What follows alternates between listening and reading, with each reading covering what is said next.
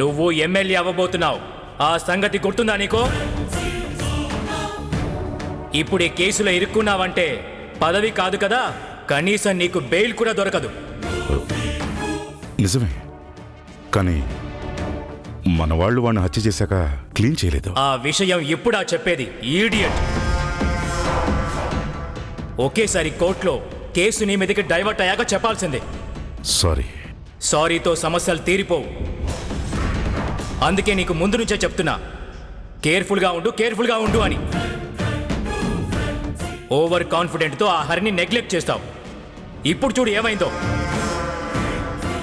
నువ్వు చేసిన చిన్న తప్పే నిన్ను అడ్డంగా బుక్ చేసింది. సరే సరే, ఇప్పుడు ఏమైంది? నా గెస్ట్ హౌస్లో బ్లడ్ శాంపిల్స్ దొరికాయి, అంతేగా? అది ఎమ్మెల్యే రాజగోపాల్ గారిదే అని ప్రూవ్ అవ్వాలి కదా.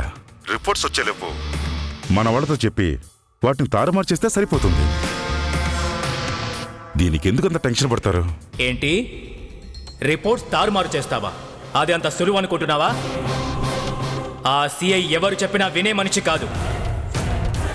మళ్ళీ రిపోర్ట్స్ మారుస్తూ దొరికావంటే కేసు ఇంకా స్ట్రాంగ్ అవుతుంది. అయితే ఇప్పుడు నన్ను ఏం చేయమంటారు? ఏం చేయకు. నేను చెప్పేదాకా ఎలాంటి తప్పు నిర్ణయాలు తీసుకోకు. సరే. అన్నా, దీని అంతటి కారణం హరికృష్ణే. వాడిని ముందేసేస్తే అన్ని సమస్యలు తీరిపోతాయి. ఇప్పుడు టార్గెట్ చేయాల్సింది హరిని కాదురా, వాడి భార్య శిరీషని. ఆ హరికృష్ణ అన్నీ మూసుకుని మూలను పడ్డాడనుకుంటే ఈ శిరీష వచ్చి నా గుట్టు మొత్తం బయట పెట్టాలని చూస్తుంది. వదలను. శిరీష, ఈ మున్నాను ఫేస్ చేయటానికి సిద్ధంగా ఉండు.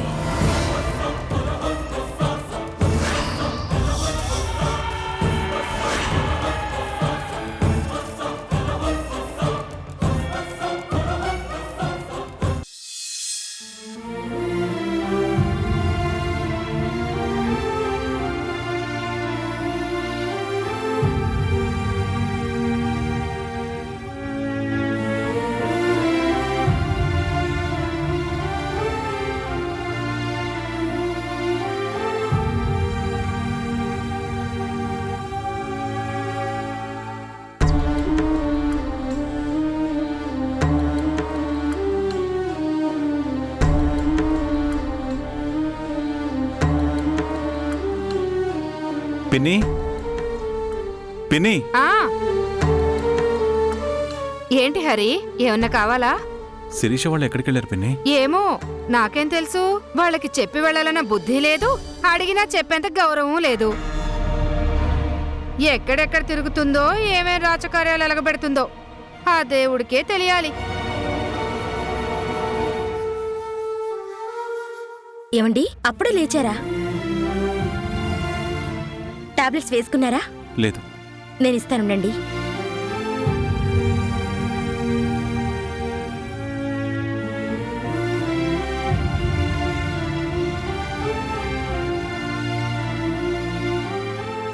శిరీష, ఇంతసేపు ఎక్కడికి వెళ్ళారు? అడుగుతున్నాడుగా, చెప్పండి. నాకెలాగో చెప్పారు కదా. చెప్పు శిరీష, ఎక్కడి నుంచి వస్తున్నావు? అంటే అన్న, అది వదిన ఫ్యాక్టరీలో ఏదో పనుందంటే వెళ్ళొస్తున్నాం. సరే.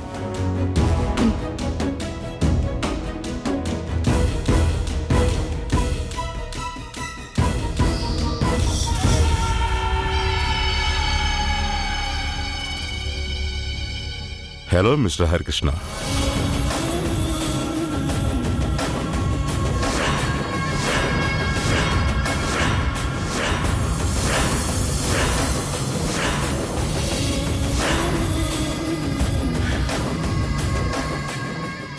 ఎలా ఉన్నావు?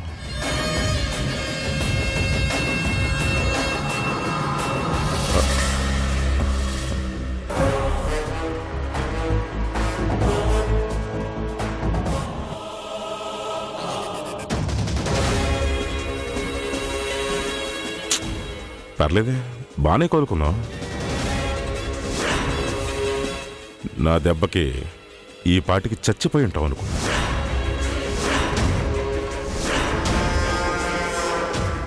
ఎందుకొచ్చావు? చెప్తా శిరీష గారు, కంగారెందుకు? ముందు కాసేపు మీ ఆయనతో మనసారా మాట్లాడినివ్వండి. ఇంకేంటి హరికృష్ణ, అంతా ఓకే కదా? నువ్వు ప్రాణాలతో ఉండగా నేను ప్రశాంతంగా ఎలా ఉంటానురా? హరి హరి హరి హరి, అసలు నేనంటే నీకెందుకు అంత కోపం? నీకు నాకేమైనా ఫ్యాక్షన్ గొడవలున్నాయా? ఫ్యామిలీ గొడవలున్నాయా? లేవే. నా పాటికి నేనేదో వ్యాపారం చేసుకుని రాజకీయాలు రానిద్దామని నా ప్రయత్నాలు నేను చేస్తుంటే నువ్వే అడ్డొచ్చావు. నాతో శత్రుత్వం పెట్టుకున్నావు, నన్ను చంపబోయావు. ఏదో ఆ దేవుడి దయ బాగుండి బయటపడ్డాను, కానీ నీ ఆవేశానికి ఆన్ ది స్పాట్ అవుట్ అయిపోయేవాణ్ణి.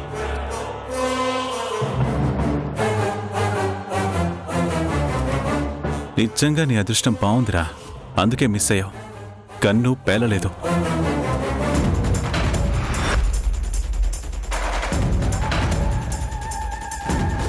అదే ఎందుకే ఆవేశం? ఎందుకు నా మీద నీకంత కోపం? ఎందుకా? పచ్చగా పెరుగుతున్న పంటలోకి పందికొక్కు దూరితే చూస్తూ ఊరుకోవాలా? చేతులెత్తేసి సైలెంట్గా ఉండాలా? సో మొత్తానికి నేను ఒక పందికొక్కనంటావు. It's okay. నేను ఇలాంటి చిన్న చిన్న విషయాలు అస్సలు పట్టించుకోను. నువ్వు కూడా నా విషయాలు పట్టించుకోకు. అప్పుడు ఈ గొడవలు ఉండవు. ఎప్పుడు నువ్వేం చేస్తావన్న టెన్షన్ నాకు ఉండదు. ఏ టైంలో నేనే బాంబు పీలుస్తానన్న భయం నీకు ఉండదు. ఏమంటావు? ఏంటి, నీ బిజినెస్ మ్యాన్ తెలివితేటలు నా దగ్గరే ప్రయోగిస్తున్నావా? నేను ఈ బెడ్ మీద ఉన్నాను కాబట్టి బ్రతికిపోయావు. లేదంటే ఈ పాటికి నువ్వు చచ్చు చాలాసేపు అయి ఉండేది. అసలు ఏంటి హరి నీ బాధ? ఊరు ఊరు ఊరు అంటావు. ఏమిచ్చింది నీకు ఆ ఊరు? నేను చేసిన క్రైమ్కి నిన్ను నిందించింది.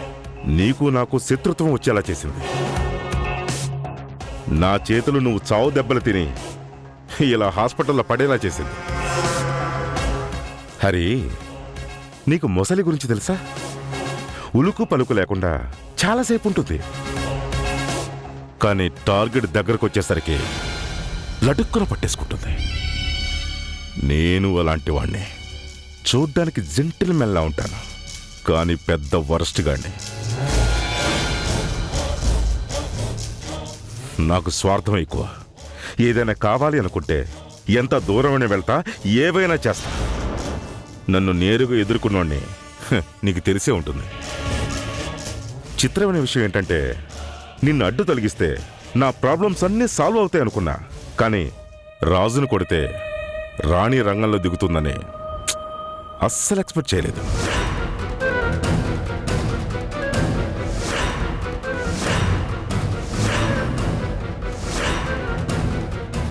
నిన్ను కొట్టి హాస్పిటల్లో పడేస్తే ఫీల్డ్లోకి నీ భార్య ఎంటర్ అయింది.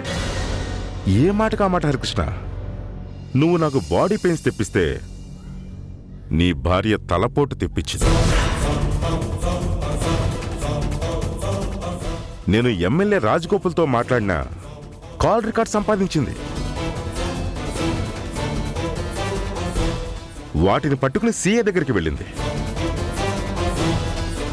నన్ను జైలుకి పంపటానికి అవి సరిపోవని తెలుసుకుని సెర్చ్ వారెంట్ పట్టుకుని ఏకంగా నా గెస్ట్ హౌస్ని సోదా చేయడానికి వచ్చింది.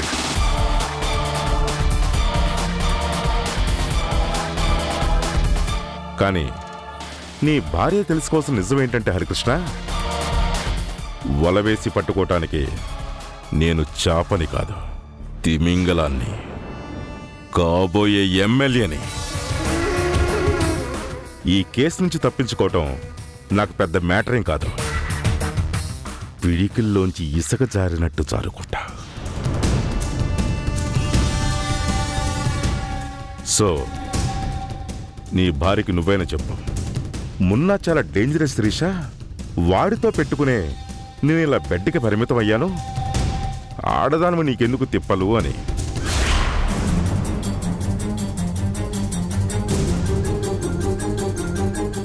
వన్స్ నేను ఎమ్మెల్యేగా ప్రమాణ స్వీకారం చేశాను, ఇక మిమ్మల్ని ఎవ్వడు కాపాడలేడు. కాబట్టి ఈ ఎలక్షన్స్ అవి మానుకోండి, అదే మీ ఆరోగ్యానికి మంచిది. వస్తాను హరి, గెట్ వెల్ సూన్.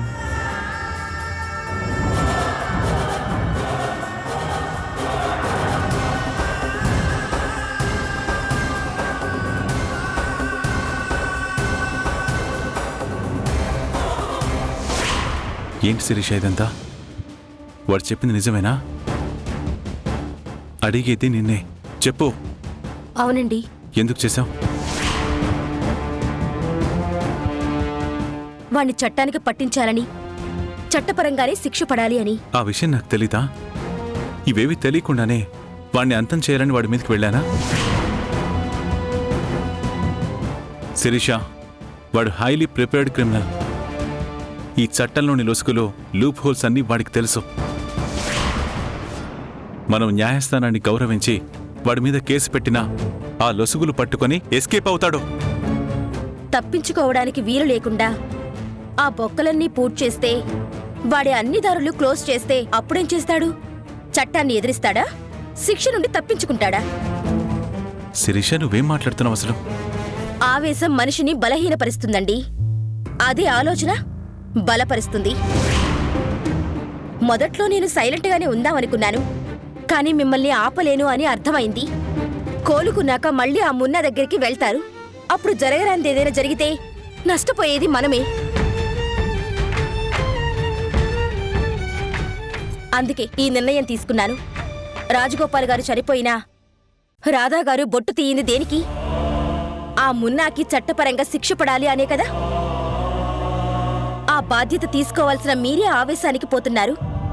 అందుకే మీ భార్యగా మీ బాధ్యతని నేను పంచుకున్నాను. వెంటనే ఆ మున్నాకి వ్యతిరేకంగా ఆధారాలు సేకరించే పనిలో పడ్డాను. నువ్వు చెప్పేది నిజమే శిరీష, కానీ ఆ మున్నా నరరూప రాక్షసుడు అంటారు, అంతే కదా?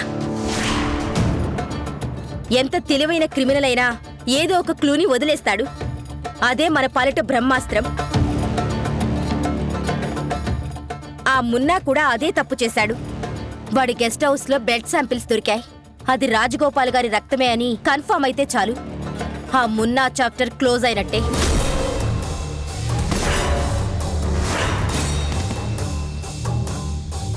మనం గెలుపుకి చాలా దగ్గరగా ఉన్నాం కాబట్టి ఆ మున్నాలో భయం స్టార్ట్ అయింది. అందుకే మాటలతో మనల్ని ఆపాలని ట్రై చేస్తున్నాడు. అదికా శిరీష. ప్లీజ్ అండి, ఈ విషయంలో నా మాట కాదనకండి. త్వరలోనే ఆ మున్నా జైలుకు వెళ్తాడు.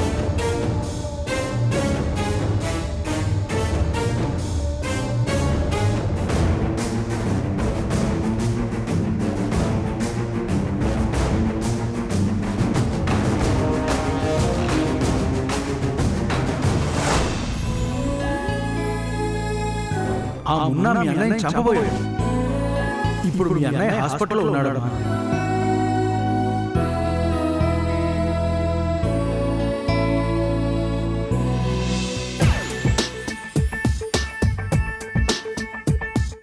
జోరుగా హుషారుగా షికారు పోదుమా, హాయి హాయిగా.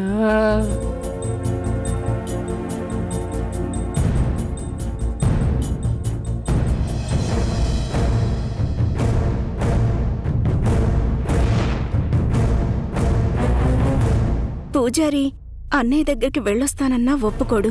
ఇప్పుడు ఏం చేద్దాం?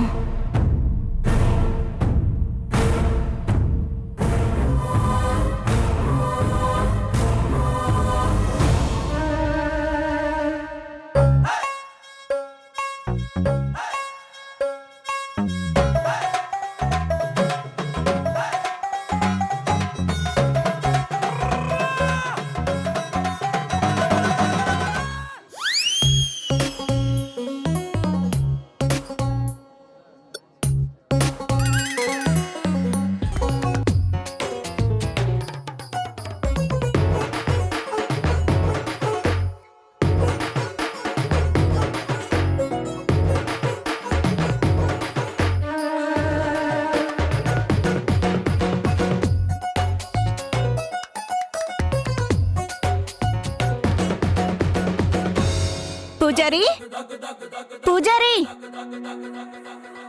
అయిపోయింది అర్చన. సైకిల్ రెడీ, నువ్వు రావచ్చు. నేను రావడం కాదు, నువ్వే లోపలికి రా. దేనికి? నేను ఆల్రెడీ రెడీ అయ్యాను. అబ్బా రా పూజారి. సమస్యే లేదు. ఒక్కసారి అడుగు ముందుకేశాక వెనక్కి రావడం మా వంశంలోనే లేదు. అబ్బా బ్లౌజ్ హుక్ పట్టట్లేదు.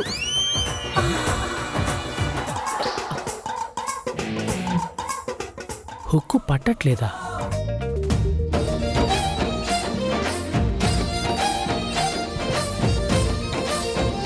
గుండె గోదారిలా చిందులేస్తోందిలా.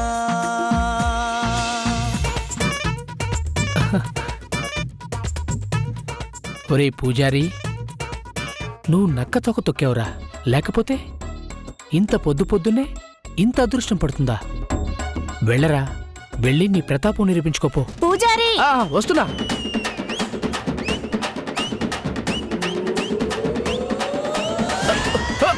అమ్మా!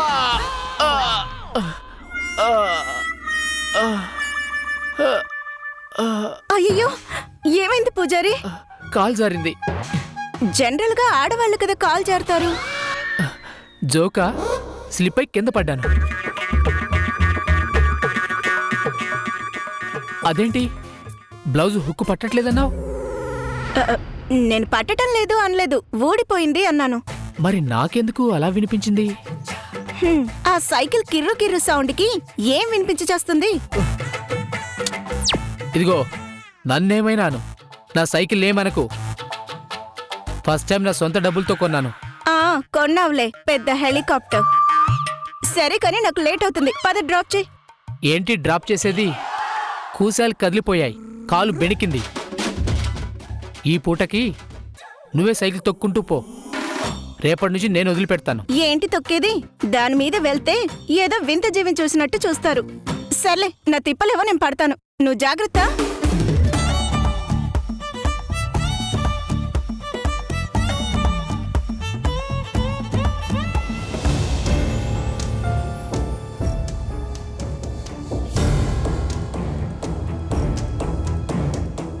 సారీ పూజారి, అన్నయ్య దగ్గరికి నువ్వు వెళ్ళనివ్వవు.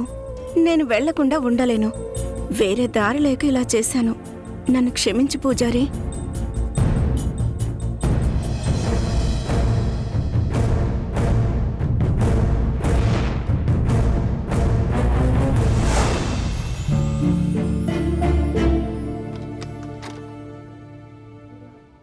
వదినా, ఇవిగో పళ్ళు తీసుకొచ్చాను. టాబ్లెట్స్ వేశాక ఇస్తాను. వదినా, ఆ టాబ్లెట్స్ చేదుగా ఉంటాయనే ఉదయాన్నే వెళ్ళి పళ్ళు తీసుకొచ్చాను. ఇవి జ్యూస్ తీసి జ్యూస్తో టాబ్లెట్ వేయించు. సింహ, ప్రపంచంలో ఎక్కడైనా టాబ్లెట్స్ చేదుగానే ఉంటాయి.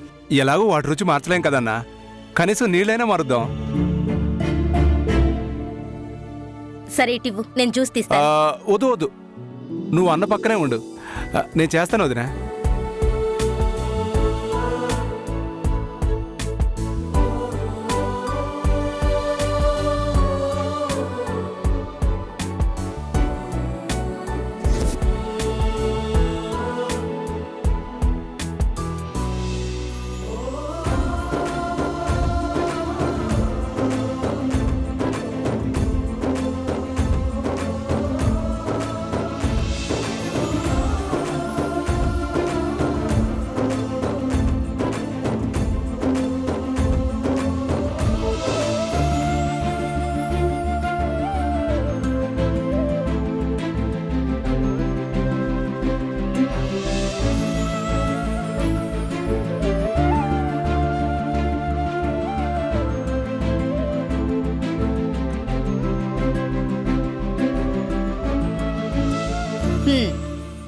సింహ, ఇప్పుడు హ్యాపీనా? చాలా హ్యాపీ వదినా. ఏమండి, మీరు రెస్ట్ తీసుకోండి, నేను ఫ్యాక్టరీకి వెళ్ళొస్తాను. శిరీష, నిజంగా ఫ్యాక్టరీకేనా? ప్రామిస్ అండి, ఫ్యాక్టరీకే. ఇప్పుడు వెళ్లాల్సినంత ముఖ్యమైన పనేముంది? మంత్ ఎండ్ వస్తుంది కదండి, ఎంప్లాయీస్ కి శాలరీస్ ఇవ్వాలి కదా. సరే, సింహాన్ని కూడా నీతో పాటు తీసుకెళ్ళు. పర్లేదండి, దగ్గరేగా, నేను ఒక్కదాన్నే వెళ్ళొస్తాను. శిరీష, నీకు ధైర్యం ఎక్కువగా ఉండొచ్చు, కానీ నీకేమవుతుందో అన్న భయం మాకు ఉంటుంది కదా. పైగా ఆ మున్నా కోపంగా ఉన్నాడు. ఏదైనా జరగనిది జరిగితే తట్టుకోవడం నా వల్ల కాదు. సింహ, నువ్వు మీ వదిన అంటి పెట్టుకునే ఉండవు. సరే అన్న. వెళ్ళిస్తాం.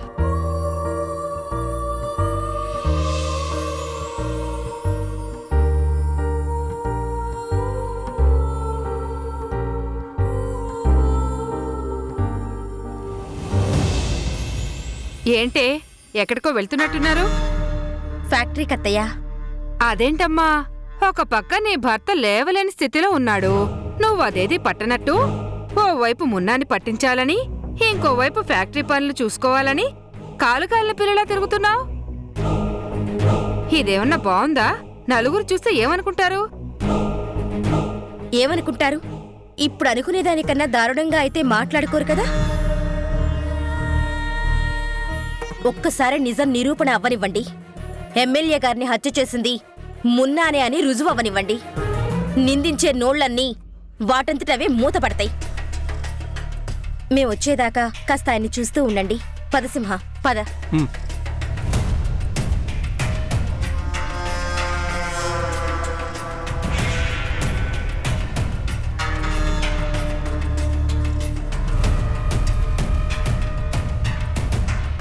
అబ్బో, మూత పడతాయంట, మూత పడతాయి.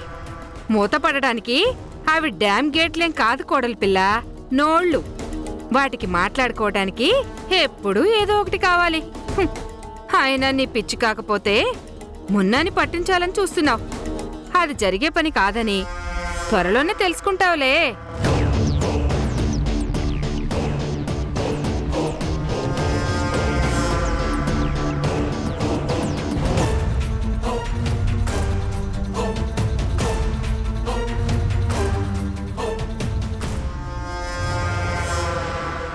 గౌరీ, సోప్ తీసుకురా.